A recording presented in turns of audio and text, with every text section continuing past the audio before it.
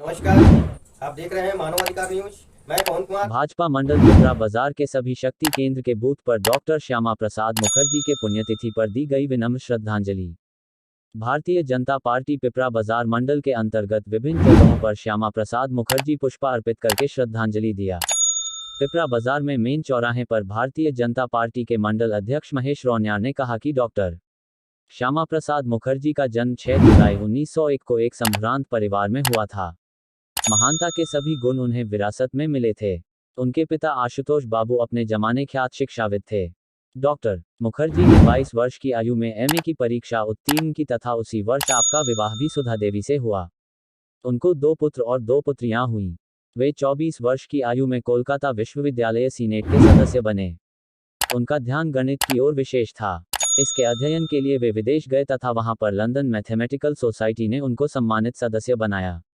वहां से लौटने के बाद डॉक्टर मुखर्जी ने वकालत तथा विश्वविद्यालय की सेवा में कार्यरत हो गए। डॉक्टर श्यामा प्रसाद मुखर्जी ने कर्मक्षेत्र के रूप में 1939 से राजनीति में भाग लिया और आजीवन इसी में लगे रहे। उन्होंने गांधी जी व कांग्रेस की नीति का विरोध किया, जिससे हिंदुओं को हानि उठानी पड़ी थी। एक बार आपने कहा, वह दिन दूर नहीं जब गांधी जी की अहिंसावादी नीति के अंधानुसरण के फलस्वरूप समूचा बंगाल पाकिस्तान का अधिकार क्षेत्र बन जाएगा। उन्होंने नेहरू जी और गांधी जी की तुष्टीकरण की नीति का सदैव खुलकर विरोध किया।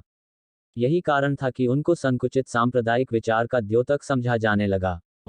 अगस्त 1947 को स्वतंत्र भारत के प्रथम मंत्रिमंडल में एक गैर कांग्रेसी मंत्री के रूप में उन्होंने वित्त मंत्रालय का काम संभाला।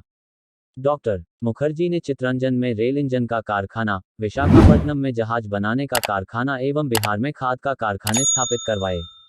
उनके सहयोग से ही हैदराबाद निजाम को भारत में विलीन होना पड़ा।